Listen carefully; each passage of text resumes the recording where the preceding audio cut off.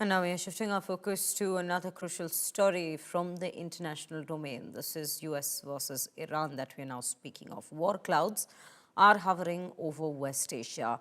What shall be the next move? That seems to be the question of the hour at this point. As the US continues to boost military buildup in the region, President Donald Trump has now issued an ultimatum to Iran, warning that Tehran has just a matter of 10 days to make a nuclear deal or face military action. Trump, remember, has said the next 10 days will decide Iran's outcome, warning that Washington may go a step further and that bad things will happen if Tehran fails to make a meaningful deal. A US attack on Iran now not only seems imminent, but closer than ever. There is a massive US military surge in West Asia, let us tell you. The world's largest aircraft carrier, that is the USS Gerald R, is racing toward the Mediterranean, joining the USS Abraham Lincoln aircraft carrier. But Iran already remains rigid.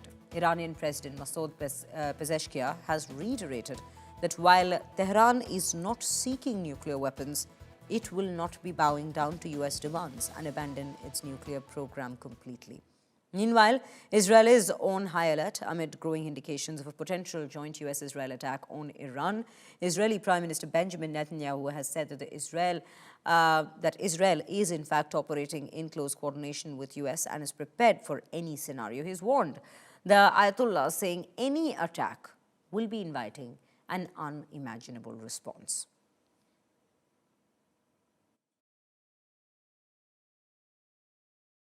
And now is the time for Iran to join us on a path that will complete what we're doing.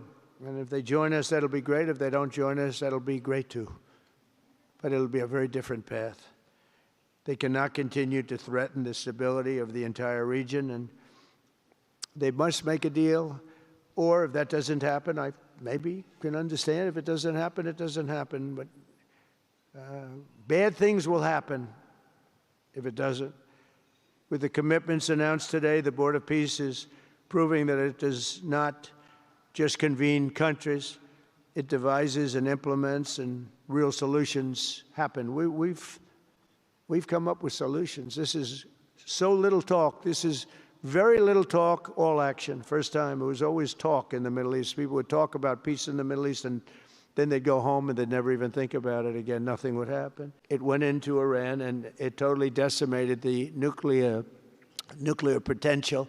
And when it did, when it decimated that, all of a sudden we had peace in the Middle East because there was a black cloud hanging over the Middle East.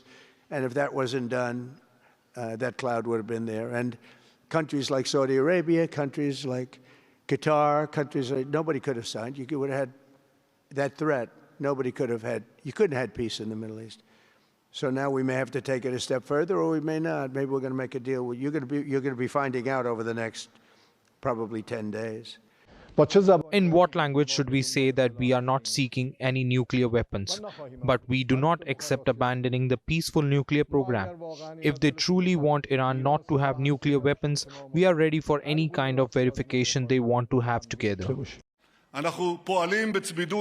We are operating in close coordination with our ally, the United States. I made clear to my friend President Trump the principles that in Israel's view should guide any negotiations with Iran. We are prepared for any scenario, and one thing is certain, if the Ayatollahs make the mistake and attack us, they will experience a response they cannot even imagine.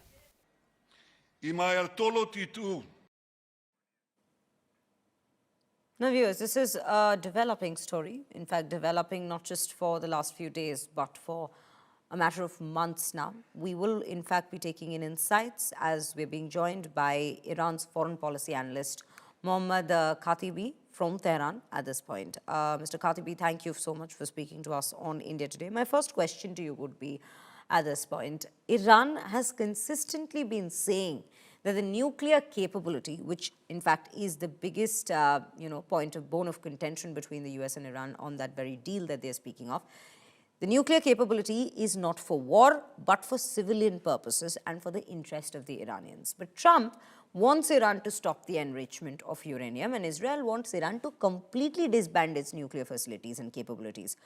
Where do you stand, and what are your insights about this? As you know, Iran is part of the NPT and it has never left it. Iran also accepted the additional protocol, and the IAEA was overseeing any and every aspects of Iranian nuclear program. And the JCPOA, which was signed in 2015 by Iran and the United States and others, was implemented, and it was the United States which withdrew from the JCPOA. It was Trump's first term, and it started its maximum pressure campaign. Iran has never left the negotiating table and still wants to be part of a deal, a fair deal, and it is willing to accept additional monitoring, and it's willing to accept other measures than in previous agreements like JCPOA. Iran is willing to increase the monitoring, it will increase inspections, and it will fully cooperate. But the enrichment is a red line for Iran, and it has been insisting this for 20 years. Thank you so much, Mr. Khatibi, for joining us on India Today and putting forward your insights into this very matter that we are looking at, a story that's developing definitely.